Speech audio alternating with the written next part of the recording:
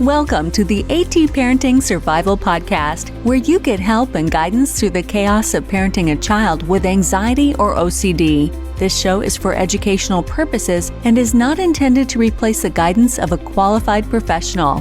Here's your host, child therapist, Natasha Daniels. Well, hello there, and welcome to another episode of the AT Parenting Survival Podcast. Today, I'm going to talk to you about how do you help your kids with anticipatory anxiety. And there are some things that we can do as parents to coach our kids to handle that anticipatory anxiety before they get so revved up that they are beyond help. You know what I mean? Like they spiral and then it's too far gone. And I do feel like there are some approaches for anticipatory anxiety that are unique to that particular fear when you're anticipating something happening. And we're going to talk about what that is, how it can show up in a lot of anxious kids, and then what to do about it as a parent and really help foster those skills so that your child can take that into adulthood and handle those stressors that we all have as human beings. But when you have anxiety, you have it in a more acute, intense sort of way. Before we get started, I want to thank NoCD for sponsoring this episode. NoCD offers affordable, effective, convenient therapy. They're available in the US and thankfully outside of the US as well. You can schedule your free 15-minute consultation to see if NoCD is the right fit for you and your child. Just go to treatmyocd.com. That's treatmyocd.com. I will leave a link in the show notes. I'm doing a fantastic job in filling in that gap where parents are just not able to access that evidence-based OCD care that is so needed. Okay, let's talk about anticipatory anxiety. This is something near and dear to my heart because as someone who struggles with anxiety, I have a lot of anticipatory anxiety. I think anticipatory anxiety, how many times can I say anticipatory anxiety? A lot, apparently. But I think it's a normal human condition. Like, who doesn't get anxious before something that seems to be a little overwhelming? But like I said in the intro, it's the acuity of it and it's the immobilization of it to the level where someone's not able to function or it actually kind of sabotages what they're going to be doing. And I know my kids struggle with this too. And I think if you have an anxious child, the odds are you probably have a child that will struggle with this. And we want to help navigate them through it. So let's just start with what it is. Really, our kids can anticipate something and be anxious about anything. So it could be, I'm just going to give you random examples so we can just get some concrete ideas around this. It could be Sunday night, your child's anticipating school on Monday. It could be it's the summer and they're going back to school and they're anticipating new grade, new teachers, all the changes.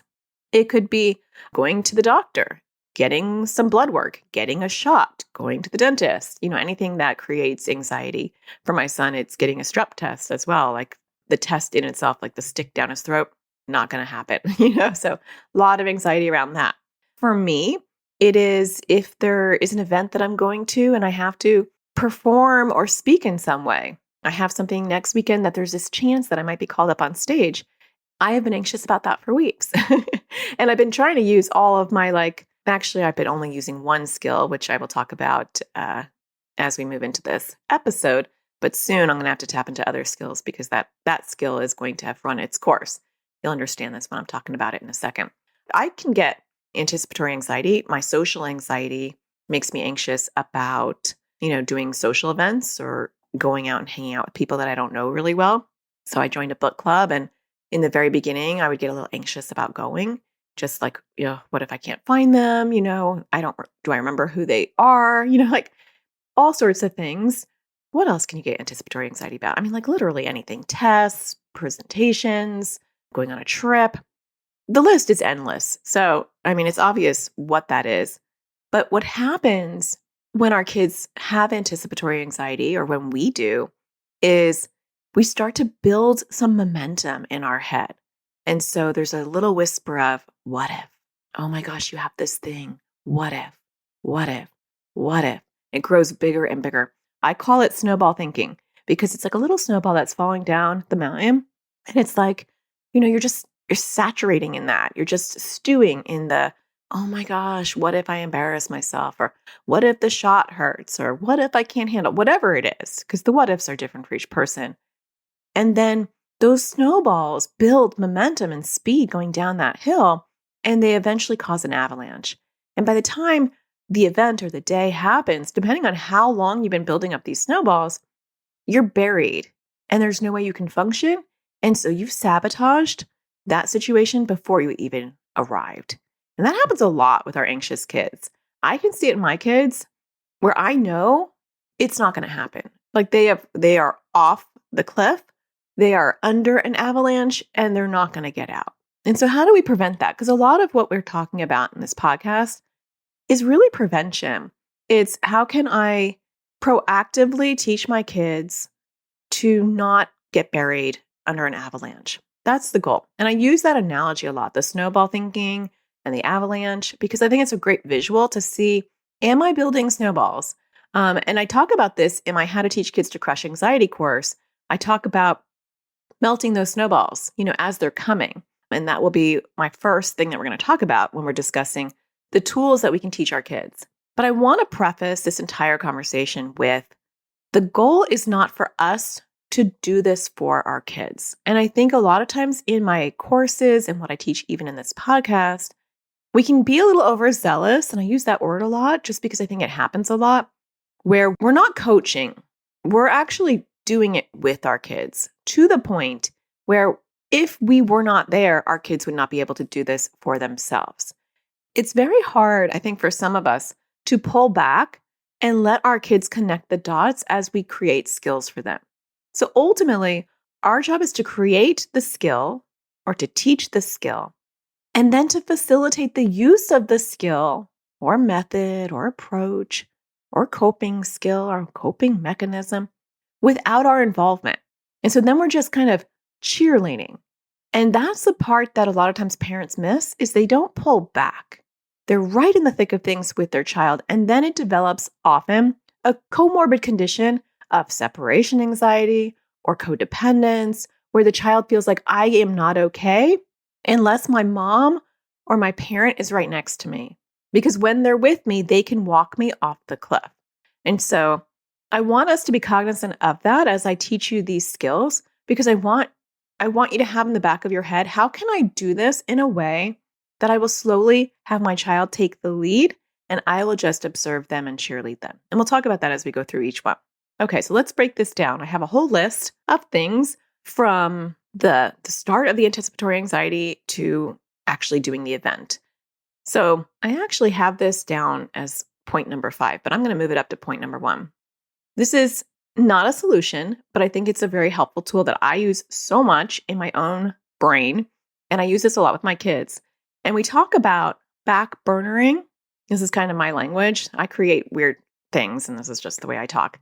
But I'll say to my kids, let's back burner it. And what I mean when I say back burner it is if something is happening months from now, or even a week or two from now, it may not, depending on what it is, it may not suit me to stew and ruminate over that just yet. So all the other things I'm going to be talking about, we'll be diving into the anxious thoughts. We'll be talking about reframing. We're going to be talking about all sorts of stuff in what to do with all of that energy. But if the runway is too long and the launch for this event or this situation isn't going to happen for a while, I do not want miles and miles of runway, because what's going to happen is that plane is going to, tap out of gas before it even can get flight, right? I'm full of analogies today. But it's true, because the goal is that we don't want our kids, not to mix my analogies or metaphors, but we don't want our kids to be creating so many snowballs that they're buried under the avalanche. If they have a long period of time, we may not be able to prevent that. And so it's not like kids can turn off their thoughts. And we don't want them to do thought stopping. I'm not a fan of that. That's not something that I think is helpful. But we want them to gently recognize that they're having an anxious thought about an event or a day that's going to be happening in the future. And then we want to have them gently guide their brain and say, I know that this is how I talk to my brain. I know you're worried about that, but we can back burner that, and we can really worry about that maybe 3 days before it's going to happen. And don't worry, we'll practice, we'll think about it, we'll reframe, we'll do all sorts of crazy stuff, but it's too soon.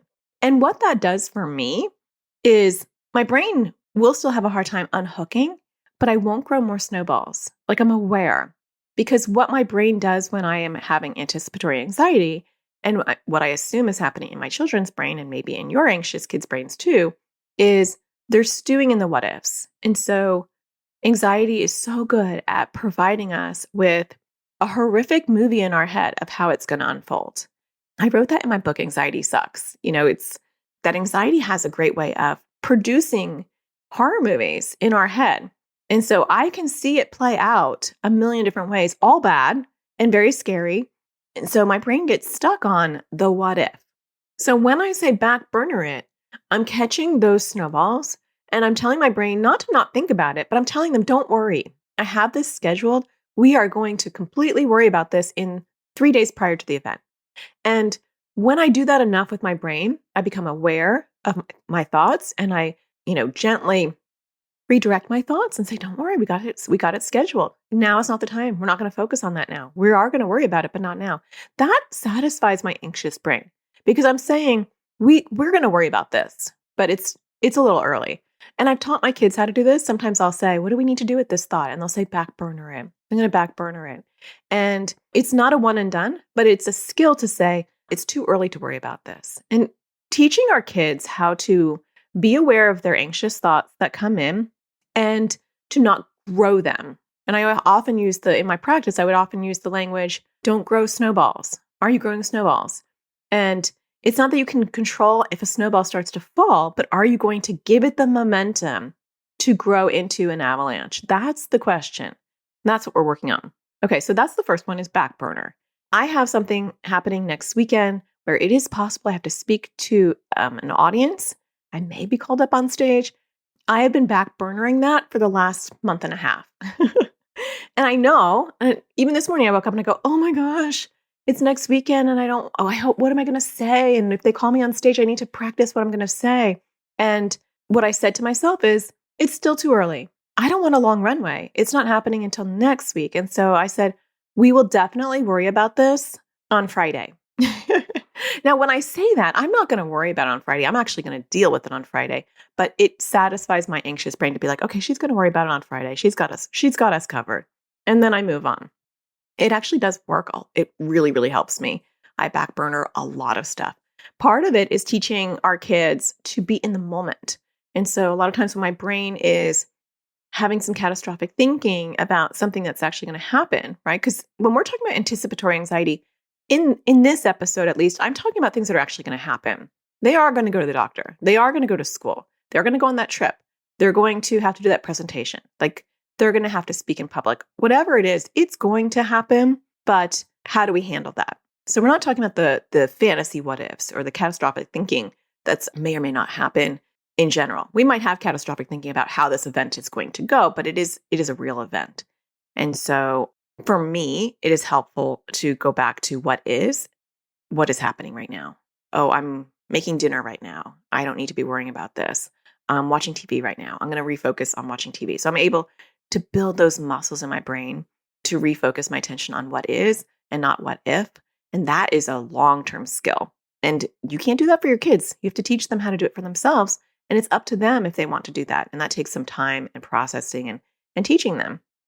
Okay, so once we are moving out of the back burner stage, so like on Friday, this upcoming Friday, I'll be out of the back burner stage and I will have to deal with these anxious thoughts. And so the next step that I do with my kids, and I did with kids in my practice, and I actually teach this in my How to Teach Kids to Crush Anxiety course. I have one on OCD too, but this is not what I do for OCD. This is purely anxiety. I would not teach this to a child with OCD because I wouldn't use the language I'm about to teach you because I would use more ambiguous language because this can turn into a compulsion. But with anxious kids, I talk about what are your red thoughts. So red thoughts are those anxious thoughts. This is what I teach in my course, identifying red thoughts. And so a red thought is, let's use my kids as an example. They might say, if I get my blood taken, it's going to hurt my arm. And then I'll say to my child, and if it hurts your arm, what's the worst that's going to happen? And if you've heard me talk at all, you know that's my language. What's the worst thing that's going to happen? I want to get to the core fear. Oh, and then if my arm hurts, then I might feel dizzy. And what's the worst thing that can happen if you feel dizzy? I soften it. I don't want it to sound like an interrogation. So I'll, say, that could be scary, or that I understand that worries you. And what would happen if you got dizzy, right? So you want to change up your language a little bit so you don't sound like a robot. And then she would say, well, then I might throw up.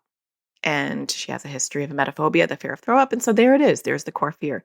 I can go further and say, well, what's the worst thing that will happen if you throw up? And for her, it might be, it's embarrassing. I'll feel like, everyone's staring at me. For other people, it might be like, I don't like the burning sensation in my throat, whatever it is. That's the ultimate core fear, right? And so then we're going to talk about green thoughts. And green thoughts aren't distraction thoughts. They're thoughts of, how can I view this event differently? Right? So it might be, well, the last time I got my blood test, I told them about it and they took the rubber band off of my arm sooner. And so maybe I can make sure that happens again. And if I get dizzy and I throw up, that has happened before and it actually was okay. And maybe we can tell the tech beforehand, she gets dizzy and she throws up, and maybe they can have you lay down. And then maybe we can have like a bag ready for you just in case, so you feel like we have more control. So the other thing I want to say is that we don't want to spoon feed these red thoughts. Initially, I have had to help my kids connect the dots for these green thoughts, not red thoughts. The red thoughts, they're going to provide for you, ideally, if they're communicative and able to express their anxiety. But the green thoughts, we don't want to spoon feed. So I would say, well, what can you do if this happened? And it takes a long time. It's like a multiple day therapy session at home, with your kid, but to get those green thoughts initially. But what I have found is, as you teach your kids, and I teach you how to do this in my Crushing Anxiety course, as you teach your kids to do this, they can do it for themselves. And so all I have to do then is cheerlead and say, well, what do you think your green thought is? And I know what they're going to say. And even from my green thought about having to be brought up to stage, I might say, my red thoughts are, I won't know what to say. I'll be embarrassed. I'll say something stupid, all social anxiety, right? And my green thought might be, I haven't done this yet, but my green thought will probably be, we will practice and we'll know exactly what we're going to say. And if they, if they think you're stupid, it's only a 5-minute thing and who cares? You're never going to see them again. I'm going to do those kind of green thoughts. And so those will look different for each fear and each kid, but having them kind of have those things is very helpful. Okay.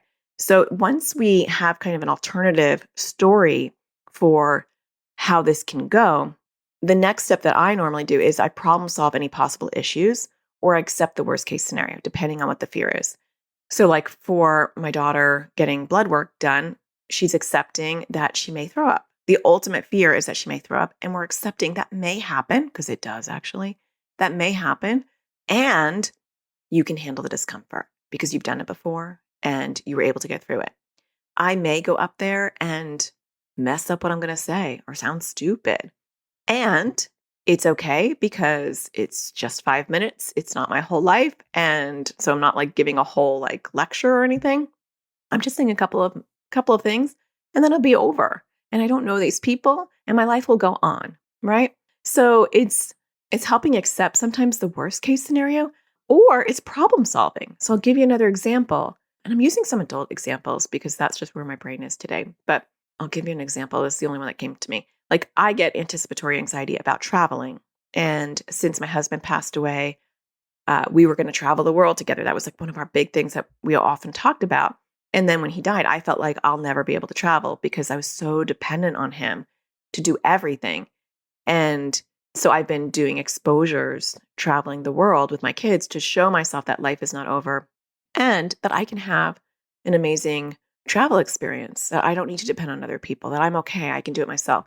So when I'm getting ready to travel, especially when it's a scarier place for me because they don't speak my language and I don't know where I'm going.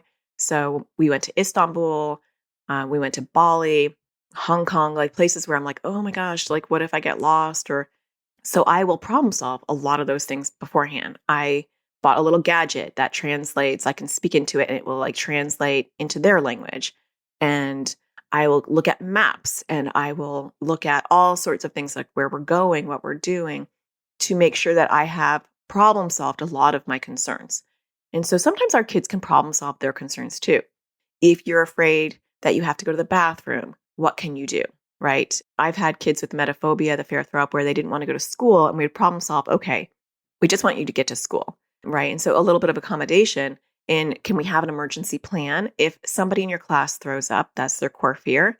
I once had quite a few kids actually who their fear was more about seeing someone else throw up versus them throwing up and not feeling like they can escape the room. And so we would come up with a problem-solving plan, And so I've had a lot of kids where they were allowed to leave the room without asking permission if someone threw up. The likelihood was really tiny, but they knew they had a plan. They were able to go to the library, or they were able to go to the counselor or to the nurse, or actually none of them would want to go to the nurse, to be honest, or to the office. And they would have like maybe a pass in their pocket or their backpack that they could always use in emergency. And that reduced their anxiety because they felt like they had a plan. That wasn't the main therapeutic goal. We want them to learn how to sit with the discomfort that someone might throw up. But if they're refusing to go to school, that was a nice baby step to just get them to school. Hey, we're going to problem solve this plan. So sometimes you can problem solve some possible issues. Sometimes you can just move into acceptance of the worst case scenario. You can do both, right? For me, when I'm traveling, it's like, yeah, you might get lost in Istanbul, but you'll have your little translator and there are human beings around you. Like you can actually depend on a human being to help guide you. Like you're not alone. You're surrounded by people. And so that can help. Or, for the girl who's worried about seeing someone throwing up, you have before and you were able to survive. It's not going to destroy you as much as your anxiety or OCD is saying that it will. So those are some ways to problem solve and move into acceptance as well. All right, we're going to take a quick break. And when we get back, I'm going to be talking about rehearsal, visual imagery. We're going to be talking about grounding techniques and a couple of other things to do when the day or event occurs. Stay tuned. We'll be right back. It's time we put help directly in our kids' hands. Introducing Crushing OCD course for kids and teens. It was way more helpful than all the other therapy we've ever done because we didn't really know what to do. So we weren't really doing it before. So the course helped to figure out what the exposures are and how to do them. We're not in therapy and find it really hard to find an ERP trained therapist here. So we're currently with the public health service, but again, they don't seem to be trained in ERP. It's filled that gap that we don't have that was needed. This was really well timed for us to use between therapists and to help us get off to a good start with this new practice. It was easy to use. I was able to do it from my phone or also on the computer. There's different ages, so there were younger kids, there were teenagers, and so that was really nice too, to have a variety of ages where it wasn't just geared towards younger kids or older kids. It was a nice variety. It's helpful for our kids to hear it from this third party as opposed to just us saying it. I really like the offense and defense method. I love working on poking at OCD while it's sleeping. It makes it a little bit easier to do, and it's kind of fun. I'm planning on using it to work on my fear of holding or touching batteries and stuff like that. So it was really helpful, and I think a lot of other kids would like it. I thought that I was the only one who had worrying about the weather and stuff. And then there was somebody else on there who worried about the same thing, which was really helpful. Seems less scary to work on stuff now that I've watched this class, and I'm more interested to work on it. I like trying to do more exposures still, and before I wasn't, I just didn't want to do them. I've worked on some of my bigger compulsions and been successful. I realized that it was helpful to do the exposures. Before it was really, really hard. It's still hard, but it's helpful to know that I need to do them. Before there would be a lot of battles about it. So it is definitely less loggerheads. Really, really good course and super helpful. Definitely would recommend this. It's really easy to follow. It's nice bite-sized videos. I really like the worksheets that go along with it, and I think it's really helpful. To learn more about this course and register your child or teen, go to atparentingsurvivalschool.com. Welcome back. Okay, so moving on, I have 5 more things to talk to you about. 5.5, actually. As we are getting closer to the event, depending on what it is, you can do some rehearsal. And so for anxiety, rehearsal is very comforting. So, for example, just kind of piggybacking on the things that we've been already talking about, for me, I might mentally rehearse where I'm going to be walking or what steps I'm going to be doing. So when I'm getting ready to go to the airport, I mentally rehearse, okay, we're going to have a layover in Minneapolis. It's 2.5 hours. I've already pulled up the airport map and I know that I have to go into the other terminal. And then I'm going to do that. Like I'll mentally like do a roadmap of where I'm going. People who don't have anxiety may not have to do that, but it is very comforting for me. And then it looks like, wow, I'll be like, make a left, go forward. And my older daughter's like, you know where we're going already. Like it's just smooth. And it's not because I am innately like that, because my husband was, which is the problem, but I prepared for it. Maybe he prepared too. Who knows? But you can practice. So let's say I'm giving a speech. So maybe I could practice in my head a little bit about what I'm going to say. Or if my daughter was going to go and get her blood work. Well, we were at the ER for something at one point and they had a disposable blood pressure cup. And I took it to practice because she doesn't like the pressure around her arm. And so we would practice, which are really like, that's more like exposures, but we would practice doing that. So she got used to the feeling. My son, he had actually like an OCD issue. It was anxiety and OCD about being poked. And so it was like he was afraid of cacti and we live in the desert because they might poke him. He was afraid of bees. It took me a while to see his core fear. I was like, wait a minute, what do all these things have in common? It was like bees and shots and cacti and even people poking his stomach, which was a very specific thing. And so he'd wear his pants all the way up because he didn't want them to poke his belly button. Like that's why I got into like the OCD world of kind of irrational, nonsensical. He'd cross the street if he saw a cactus, like very extreme. But he has PANS and he needed a lot of medical testing done. So a lot of blood work and, shots they're like just part of childhood. And it would be a nightmare. He'd have to be held down. And now I don't have my husband. My husband used to be the bear that would kind of like cuddle him while he would get these things done. He's 13 now. So we have done so much better. Just a side note, he went to get his blood work done. He's had mysterious stomach issues, which I really thought were just anxiety and OCD. But I think there's something medically going wrong with him. And he had to get a bunch of blood work done. And he did it. He just sat there. He was literally shaking, like his entire body was shaking. But we did the things that I'm talking about in this episode. We reframed his red thoughts and green thoughts. We backburnered it until the day that he was going to get it done. We problem solved, He was able to communicate and talk to the lab tech and let her know that he's anxious. And we distracted him with my phone. And he told me I should talk to him to keep him busy. So we did all these things. We accepted that it may be uncomfortable. And he did amazing. And he's like, I'm sorry, I'm shaking. I'm like, you can't control that. That's okay. You don't have to apologize for that. But you're talking out loud in a positive way. Because I've been working on, he's always so negative. This is going to be the worst day. This is going to be horrible. When my kids say that, I'll say, I guess it's going to be horrible. They'll be like, what? And I'm like, if you're telling yourself in advance, this is going to be horrible, this is going to be the worst thing, this is going to be a nightmare, then it probably will, because your brain's listening to you and your brain's like, oh, worst day ever? Got it. The worst experience you've ever had? Done and doneer. And so what we tell our brain has power. Not that we want to fill our brain with toxic positivity that doesn't resonate, but when I say this is going to be hard and I can handle it, or this is going to be uncomfortable, but I've done it before. So those things can really help. So moving on from there. So rehearsal, role play, visit. If it's a new school, I always tell parents, go to the school, walk around the playground.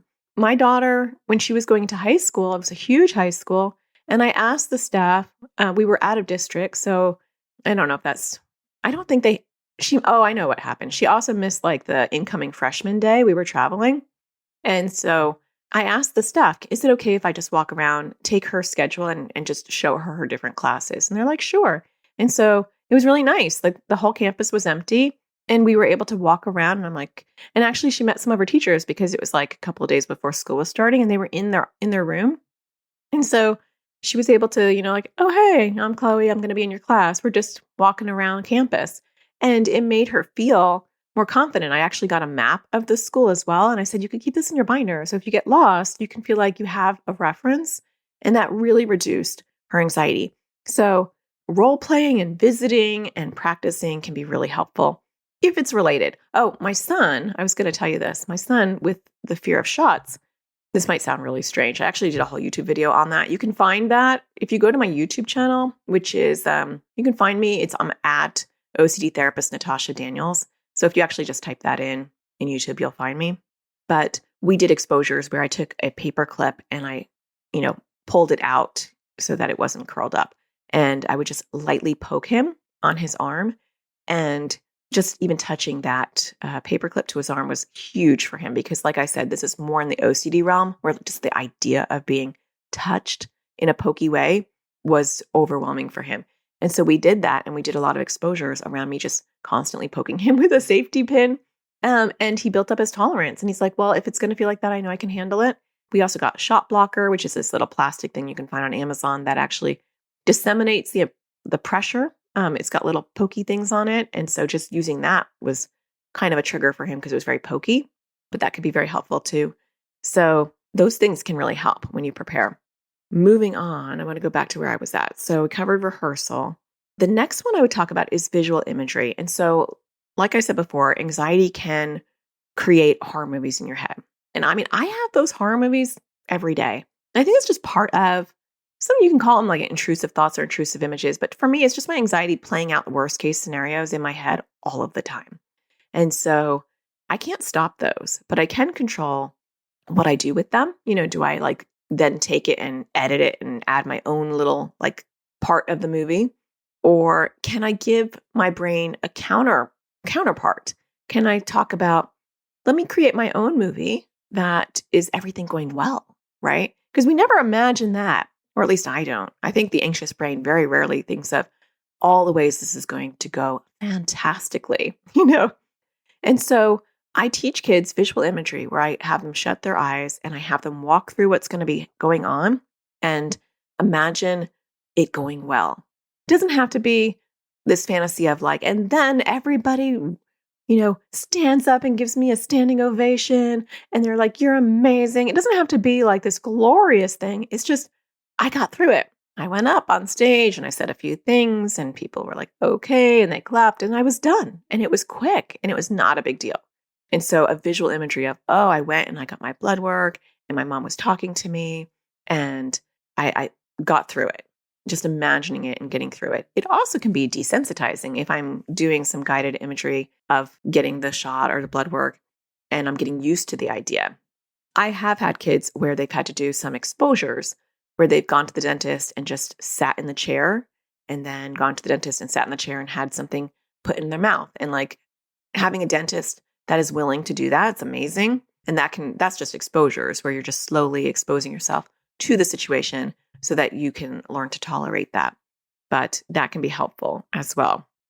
So visual imagery can be very helpful of just doing it and doing it well where nothing horrible happens. Our brain doesn't really think that way. And then you could take it to another level and say, let's fantasize it being really good. What could be something really good that can happen? And so you're giving your brain an alternative option to think about. Okay, the next one is maybe a little over preparing. And again, this depends on what we're talking about. This may not fit for everything. For me, when we're going on trips, it helps me to have everything ready to go. First of all, I'm an over preparer. So I've got little bags of everything in my purse.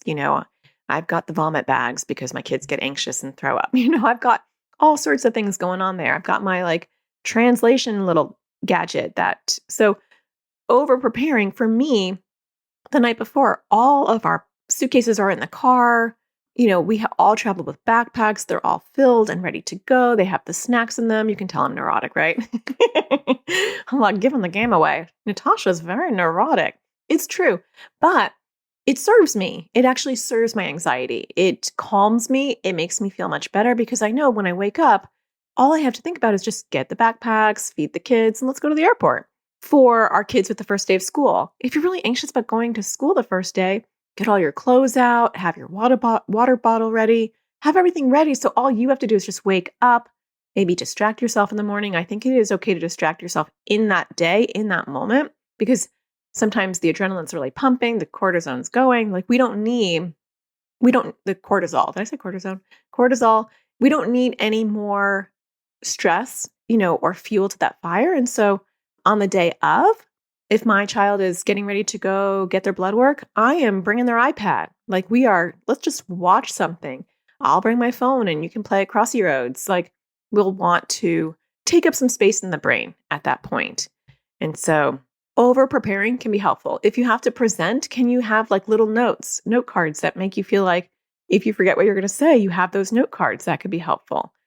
I'm trying to think of other ways to prepare.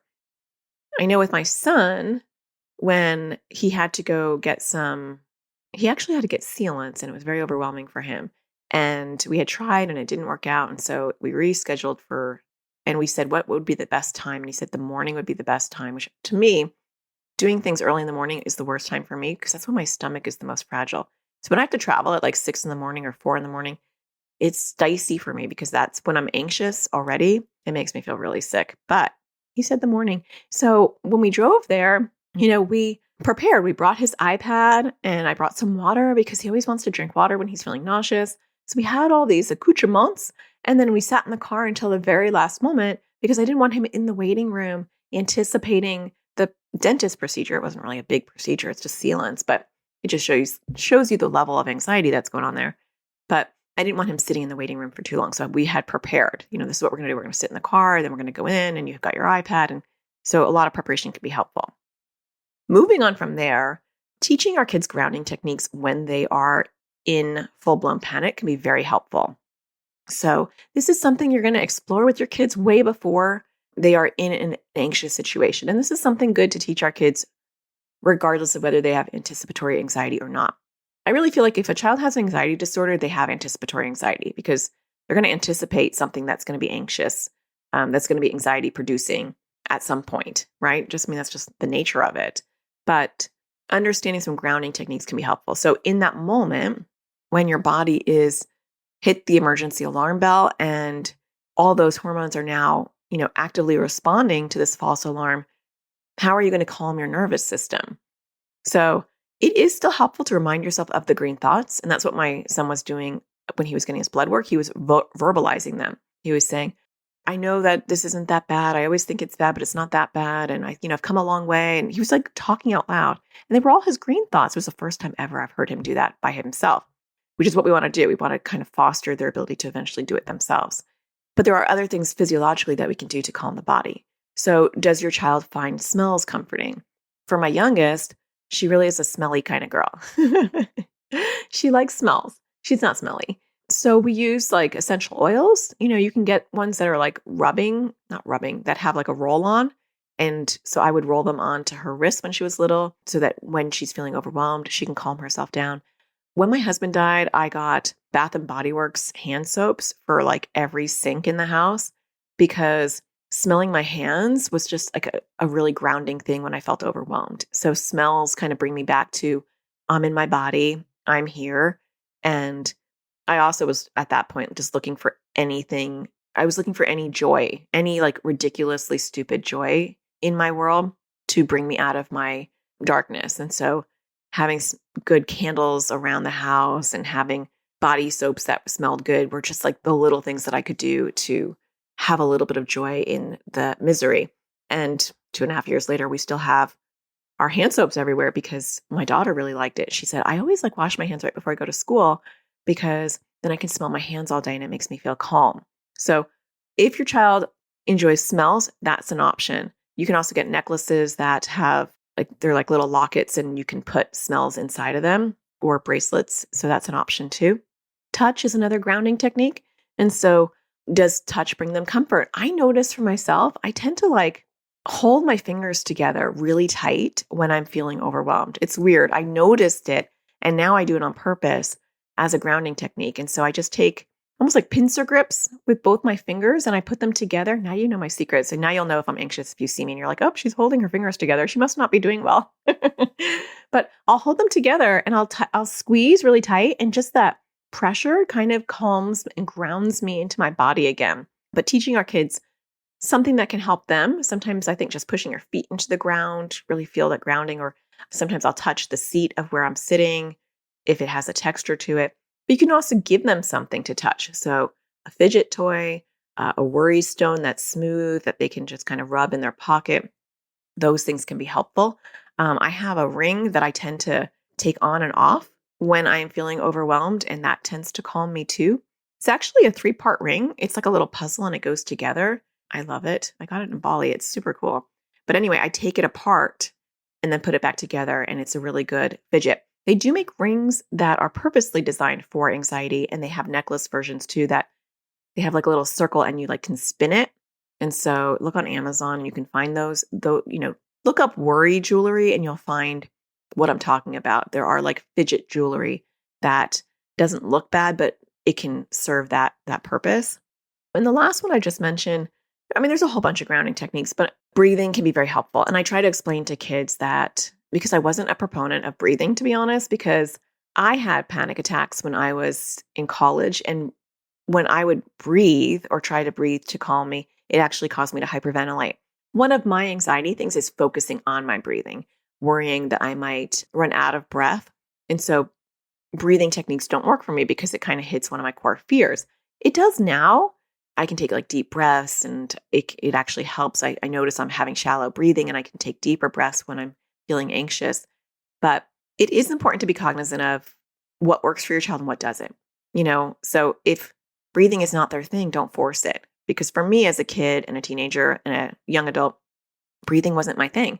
My kids like breathing, and I'll prompt them when they're like, when my son was getting his blood work, I said, like breathe through your nose and then out through your mouth. And both my son and my daughter like when I kind of direct them to do that. Ideally, we want them to be doing it themselves. And that's where we're leading. And I feel like my daughter does that herself when she's feeling anxious. I can see her doing that. But square breathing, so breathing in and holding for a certain amount, and then holding it for a certain amount, and then breathing out. And I say for a certain amount because for me, again, because of my core fear of like not being able to breathe, holding my breath for a long period of time is anxiety producing. So for me, it might be, I think square breathing is sometimes 4 or 5 counts, breathing in and holding for 4. For me, it might be breathing in for 3, breathing in, 1, 2, 3, hold, 1, 2, 3, breathe out, 1, 2, 3. That would probably be better, or not counting at all. But explaining to kids that when the nervous system and your false alarm button has been hit and you've got, adrenaline and cortisol pumping through your body, and it's trying to address this false emergency that it doesn't really know yet is your false alert emergency, square breathing or taking some deep breaths in and out helps reset the nervous system. And so it can help decrease the amount of time that your body is in panic mode. So that's nice. And for me, I'm a logical person. So if someone explains why this is going to be helpful, like how this is helpful, then I'm more on board than if you just told me I need to breathe. I'm like, I'm always breathing. Why are you telling me to breathe? Am I not going to breathe? That scares me. So explaining it might be helpful. The next thing I would say is if it's such a high level of anxiety that your child's not going to be able to do it, and they're seeing a psychiatrist, there are medicines that you can get PRN as needed to help them through those things.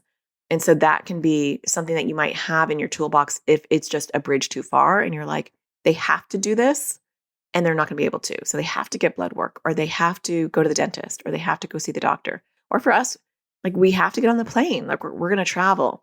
How do we do that? Or you have to go to school. But you're not going to want to take a PRN every day, but it is nice to have if your child has anxiety attacks or they become immobilized. How do we give them a little bit extra boost?